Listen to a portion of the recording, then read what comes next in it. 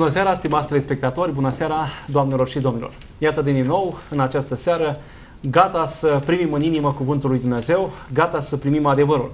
Bun venit din nou la emisiunea Provocarea Adevărului, sunt Emilian Dospinescu și sunt în această seară gazda emisiunii dumneavoastră. Cu siguranță, mulți dintre noastre v-ați pus această problemă, v-ați gândit la acest subiect pe care vrem să-l discutăm în această seară. E vorba despre cum să afli voia lui Dumnezeu. Începând de la lucrurile mărunte, continuând cu cele mai mari, decizii importante în viață, te întrebi: oare ce decid eu acum? Oare ce hotărăsc eu acum? Este și voia lui Dumnezeu? Stă și în planurile Lui? De multe ori există confuzie. E posibil ca voia mea sau ce mi se pare mie că este bun să fie și voia lui Dumnezeu? Ceea ce aleg eu să aibă cele mai bune consecințe? Sau dacă mă sfătuiesc cu 2 sau 3 prieteni și îmi spun: mergi în direcția aceasta, este aceasta cea mai bună variantă? În această seară nu vom dezbate opiniile noastre, nu vom spune ce credem noi. E important și lucrul acesta, dar credem că mai important este ce crede Dumnezeu. Care este voia Lui, cum se poate afla, ce spune Scriptura despre lucrul acesta și, în ultimul rând, ce consecințe au nerespectarea voii lui Dumnezeu, iar reversul, ca să-l pun pozitiv, ce consecințe pozitive, bune, au sau are respectarea lui Dumnezeu. Respectarea lui Dumnezeu și a voii sale.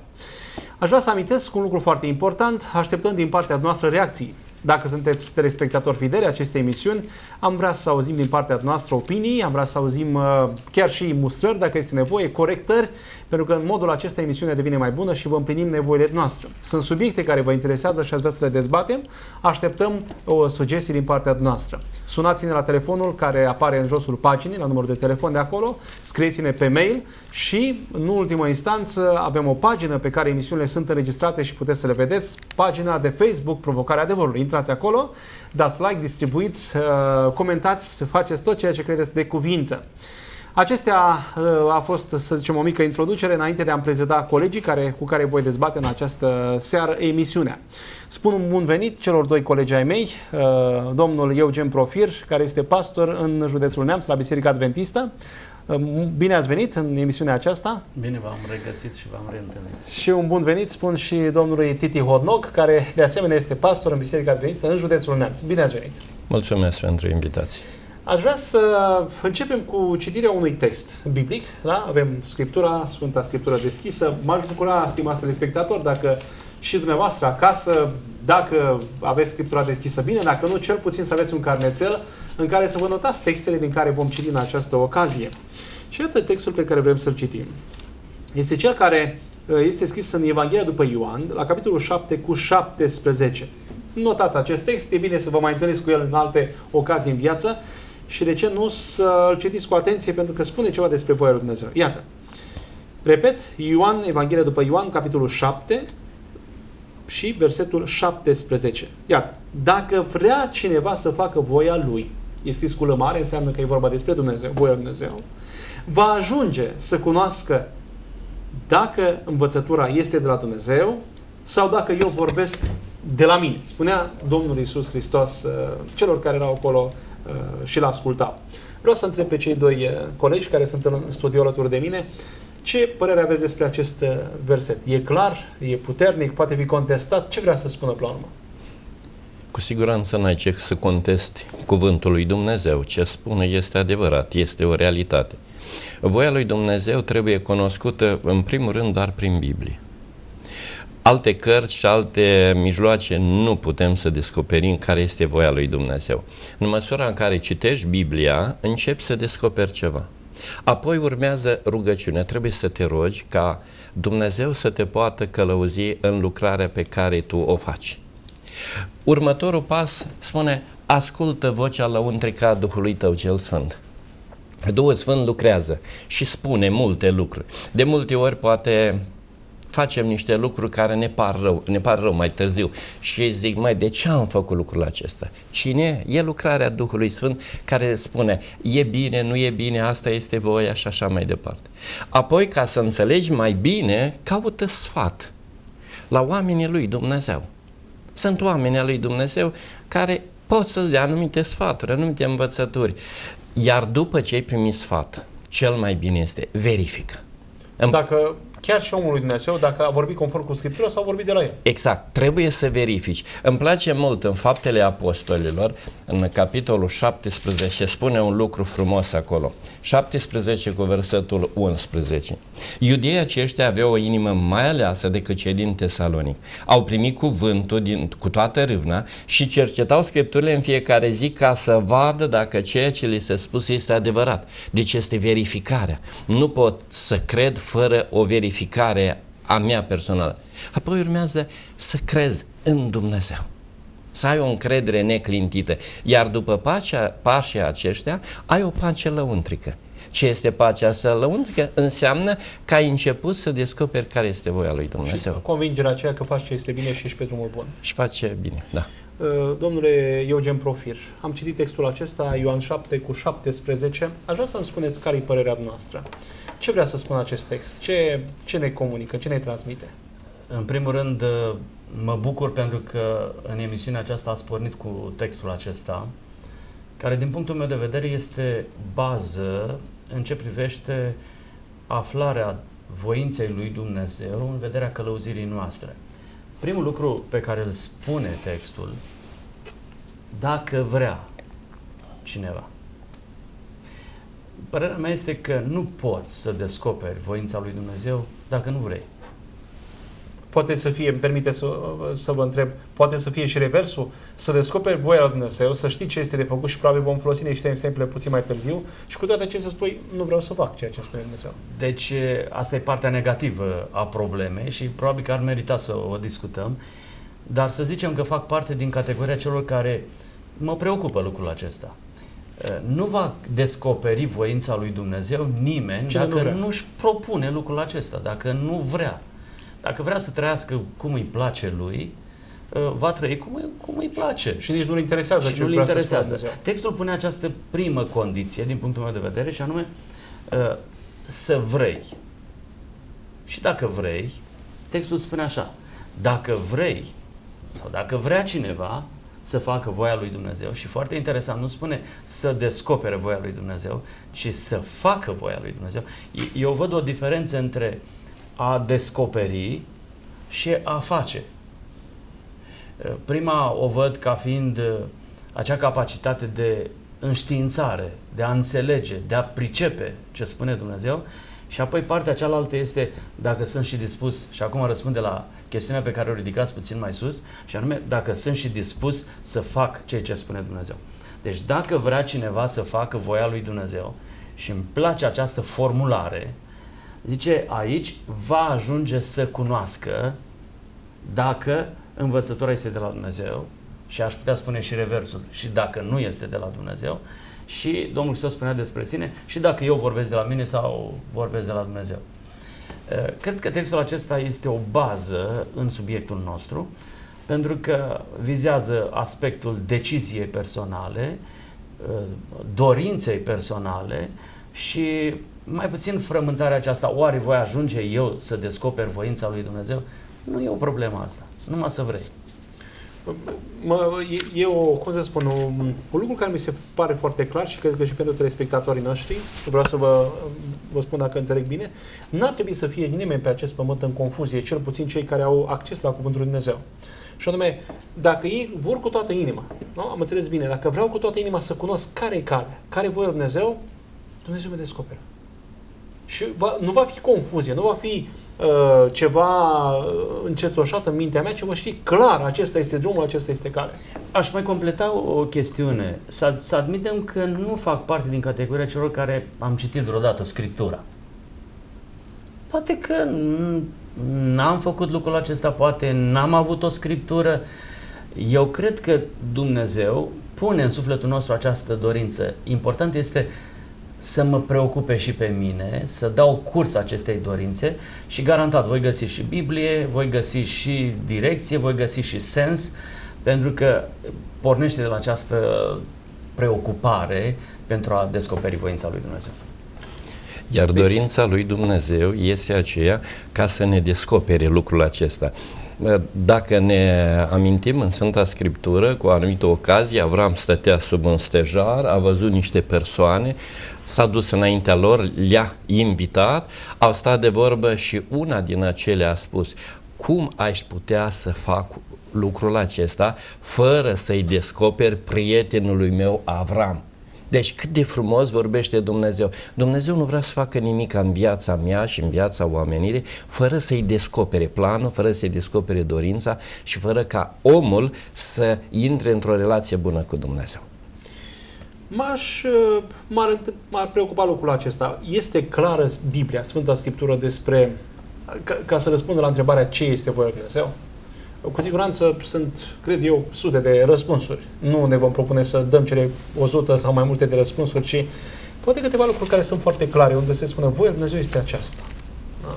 Deci care este sau ce este voia lui Dumnezeu? Aceasta este întrebarea la care m-ar bucura să răspundeți.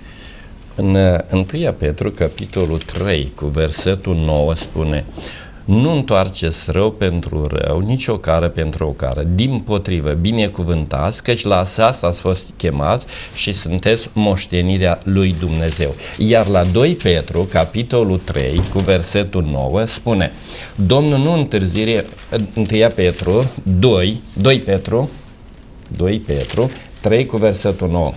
Domnul nu întârzirea împlinirea făcându-se lui, cum cred unii, ci are o îndelungă răbdare pentru voi și dorește ca niciunul să nu piară, ci toți să vină la pocăință. E voința lui. Asta este voința lui, dorința lui Dumnezeu, ca toți să vină la pocăință. Ce e pocăința? Întoarcerea la faptelor cele rele la o viață bună și o viață frumoasă. Am descoperit în aceste două texte ca exprimarea voinței lui Dumnezeu. 1.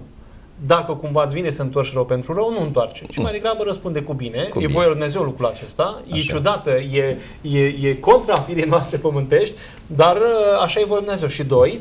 Voința lui Dumnezeu, pe baza al doilea text, cel din 2 Petru 3 cu 9, spune că voia lui Dumnezeu, clară, neconfuză, este ca toți oamenii să fie mântuiți. Într-o mică paranteză, am auzit discutând cu oamenii, zice, Dumnezeu dorește ca unii să fie mântuiți și unii să nu fie mântuiți. Nu. Dumnezeu nu vrea ca toți oamenii să fie mântuiți. Iată că textul acesta spune că toți să vină la pocăință și să fie mântuiți. Da. Și chiar în Ieremia am putea citi, Ieremia capitolul 29 cu versetul 11. Spune: căci eu știu, versetul 11, căci eu știu gândurile pe care le-am cu privire la voi, zice Domnul, gânduri de pace și nu de nenorocire, să vă dau un viitor și o nădejde. Și versetul 13, mă veți căuta și mă veți găsi dacă mă veți căuta cu toată inima. Gândurile lui Dumnezeu asupra omenirii sunt de bine. De bine, nu de rău, să aducă pace. Ideea de Dumnezeu care vrea răul omenirii, care vrea răul nostru, nu este clară. Deci voia lui Dumnezeu este binele nostru, fericirea noastră, viitorul și nădejdea și speranța. Da? Aceasta este dorința lui Dumnezeu. Și dacă eu îl voi căuta din toată inima, el se lasă găsit. Aproximativ aceeași informație aflată din celălalt text. Da. Poftiți, aș completa legat de ce spuneați. La un moment dat părea să apară în discuție, să fie adus în discuție, ideea aceasta a predestinării. Vreau să vă spun că subiectul predestinării nu are nicio legătură cu Scriptura. Nu are nicio legătură cu Dumnezeu. Dacă Dumnezeu ar predestina pe unii la viață și pe alții la moarte, înseamnă că nu este un Dumnezeu al iubirii. Sunt o sumedenie de texte care vorbesc, legat de ce spunea și colegul meu, dorința cea mai mare a lui Dumnezeu este salvarea noastră, a fiecărui om de pe planeta Pământ. Din acest motiv a și murit Mântuitorul Iisus Hristos. Ăsta e singurul motiv al lui Dumnezeu. Toată problema, până la urmă, a mântuirii este legată de decizia noastră de a împlini voința lui Dumnezeu sau de a împlini voința noastră.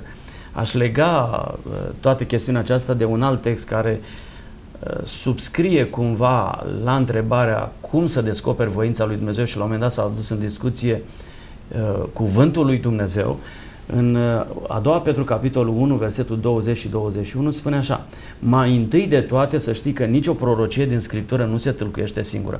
Aici este o lege a descoperirii voinței lui Dumnezeu. Adică nu e un text care mi se pare că răspunde frământării mele sau dorințelor mele și merg pe linia aceasta, zice, gata, mi-am găsit textul care mi-apără vorba lui Eminescu și sărăciile și nevoile și neamul. Nu? Nu cred că este metoda cea mai corectă. Zice, nici o prorocie din Scriptură nu se tâlcuiește singură. Și Apostolul Petru continuă și spune, nici o prorocie n-a fost adusă prin voia omului. Deci apare în discuție voia lui Dumnezeu și voia omului. Eu când citesc în Scriptură nu mai citesc despre voia mea, dorințele mele, frământările mele, preocupările mele, cum să fiu mai fericit în condițiile în care eu gândesc fericirea. Nu. Nici o prorocie, nici un cuvânt din Scriptură n-a fost adus prin voia omului, ci oamenii au vorbit de la Dumnezeu, mânați de Duhul Sfânt. Iată voia lui Dumnezeu. Asta este voia lui Dumnezeu. Și cine vrea să cunoască, ne întoarcem la textul inițial. Mă întorc la acest text inițial. Trebuie să se aplece asupra acestui cuvânt care a fost scris de oameni, vă rog rețineți, dar sub inspirația Duhului Sfânt. Deci înțeleg din cele auzite din partea noastră că nu întotdeauna voia lui Dumnezeu corespunde cu voia noastră. Sau aproape niciodată.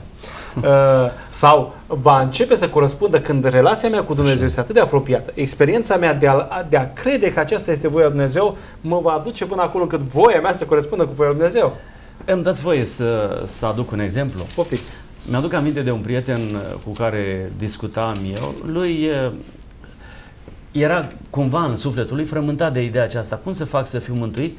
Dar ar fi dorit cumva să și trăiască cum vrea el. Și îi plăcea păhărelul și el a înțeles că atunci când vrei să vii după Dumnezeu, ajungi să cunoști voia lui Dumnezeu, trebuie să renunți la păhărel. Și telespectatorii noștri înțeleg la ce mă refer, la ce fel de păhărel mă refer. Și la un moment dat el citește în 1 Timotei capitolul 5, unde scrie, numai un pic, unde spune acolo, pentru desele tale slăbiciuni, mai ia câte puțin vin. Și el deodată spune, mi-am găsit textul care îl căutam. Îmi confirmă plăcerea și... Și am spus, păi, de ce spui că l-ai găsit pe cel care îți plăcea? Păi zice, uite, textul acesta îmi dă voie să beau pentru desele mele slăbiciuni. Eu am cam multe slăbiciuni și pot să beau câte puțin vin. Vedeți, aici este cheia și din punctul meu de vedere, și aș transmite lucrul acesta telespectatorilor noștri, un text care pare ciudat, n-ar trebui să fie luat niciodată ca unitate de măsură, spunând în felul acesta că am descoperit voia lui Dumnezeu. Parcă e unul împotriva tuturor celorlalte. Adică am un text care spune altfel de cum spun toate celelalte texte și este cel mai ciudat că eu acum să aleg pe ăsta singur în detrimentul a zeci de texte care îmi spun mai clar. Nu te uita la vin, vai de cel ce dă aproape lui său să bea. Și sunt o groază de cui sunt ochii roși și așa mai departe. O sumedenie de texte din Scriptură care vorbesc împotriva acestui argument. Nu vi se pare ciudat? Și m-aș adresa către telespectatorii noștri. Să spui că voia lui Dumnezeu e acest text în defavoarea celorlalte. Nu, voința lui Dumnezeu. Și mă bucur că ați subliniat ideea aceasta puțin mai sus. De regulă, voința lui Dumnezeu nu se pliază pe voința noastră. Se luptă puțin cu noi. Și dacă voința lui Dumnezeu pare că spune cam ce vrea firea mea, cred că trebuie să-mi pun un semn de întrebare. Să mă îndoiesc. Vom veni cu câteva exemple concrete. M-ar interesa, am dezbătut puțin aici, vreau să intrăm puțin în concret. Telespectatorii așteaptă de la noi lucruri concrete. Și credem că putem să amintim, câteva lucruri au fost amintite. Mi-aduc aminte, spunea colegul domnul Teddy Hodnog, spunea că voia lui Dumnezeu poate fi descoperită prin cuvântul lui Dumnezeu, da? 2. Prin rugăciune. 3. Dacă sunteți de acord, să-mi confirmați sau să infirmați printr-un vis, da? Dumnezeu poate să-mi vorbească prin conștiința mea, nu știu dacă mai vocea lui Dumnezeu auzită clar în anumite situații, cred că mai excepționale, dar se întâmplă și lucrul acesta. Vreau să le luăm pe rând. Cineva are o problemă, are o dilemă și spune, domnule, în lume sunt cel puțin 3 sau 4 moduri în care pot să înțeleg, mă frământă treaba aceasta. Vreau și eu să mă așez, să păzesc voia lui Dumnezeu în ce privește ziua de închinare. Unii păzesc vinerea, majoritatea păzesc duminica, dacă vorbim de lumea creștină. Unii zic că nu este nicio zi și păzesc toate zilele, da? Și pe toate zilele le socotesc la fel și unii păzesc sâmbăta. Întrebare, la punctat, deci nu trebuie să batem câmpii aici. Dacă voia lui Dumnezeu descoperită în Scriptură este clară pentru persoana care întreabă, Doamne, ce zi de închinare să păzesc? Este descoperită voia lui Dumnezeu? Spune clar da și amin? Sau e confuzie la subiectul acesta? Această zi ar putea spune că a fost chiar de la început punctată de Dumnezeu.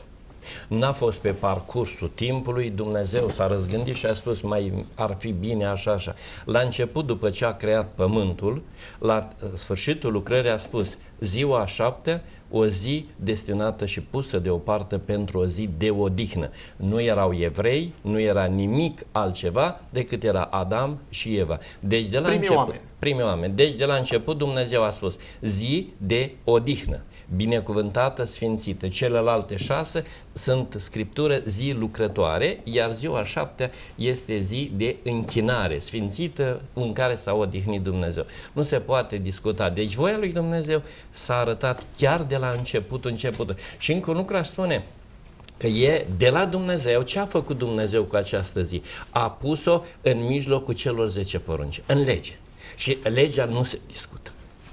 Deci, porunca aceasta, ziua aceasta, a luat-o de la început și a pus-o și în legea lui Dumnezeu. De ce? Ca să demonstreze că este a lui Dumnezeu. Și interesant, cele 10 porunci n-a fost scrise de Moise, de ceilalți, ci a fost scrisă cu degetul lui Dumnezeu. Dacă la aceeași întrebare ar veni niște contraargumente legate de ce spunea colegul meu, cu care eu sunt de acord ce a spus, și anume, în Geneza, capitolul 2, nu apare porunca să te odihnești. Am întâlnit prieteni care mi-au spus lucrul acesta. În capitolul 2 din Geneza nu apare să te odihnești, așa cum apare în porunca a patra, care a fost dată evreilor. Aș sublinia un lucru aici. Spune așa în capitolul 2, Dumnezeu a binecuvântat ziua a șaptea. La ce se referă? Nu cumva se referă la actul creației? Și cine a mai fost creat în săptămâna aceea a creației? Nu a fost creat și Adam? Când Dumnezeu a binecuvântat-o pentru sine sau a binecuvântat-o pentru creaturile sale? Este un element pe care l-aș da de gândit telespectatorilor noștri. După aceea spune, Dumnezeu a sfințit-o. Ce înseamnă asta? Înseamnă că a pus-o deoparte pentru sine, dar în ce sens pentru sine? Și se adresează iarăși creaturii, și aici vorbim de cea mai inteligentă ființă din tot actul creației lui Dumnezeu, omului, și a sfințit-o, de fapt, lui Adam îi spune lucrul acesta, este pusă deoparte pentru mine. Adică tu înțelegi chestiunea aceasta. Și mai e un element. Dumnezeu s-a odihnit. Am o întrebare pentru telespectatorii noștri. Avea nevoie Dumnezeu de odihnă după 6 zile de lucru? Și îmi place să văd aici, după actul creației, Dumnezeu se odihnește pentru a se întâlni cu Adam și Eva. Asta este partea pe care aș sublinia-o legat de această chestiune. După ce vine porunca a patra, care unii spun a fost dată doar evreilor, dar dați-mi voie să vă spun că planul lui Dumnezeu a fost ca evreii să fie lumina neamurilor și așa că această chestiune nu mai ține. Și în plus că nu cred că găsim pe parcursul Scripturii o altă voie exprimată de Dumnezeu cu privire la păzirea unei alte zile. Da, deci e foarte important ce spuneți. singurul moment în care Dumnezeu spune păzește ziua șaptea, sâmbătă.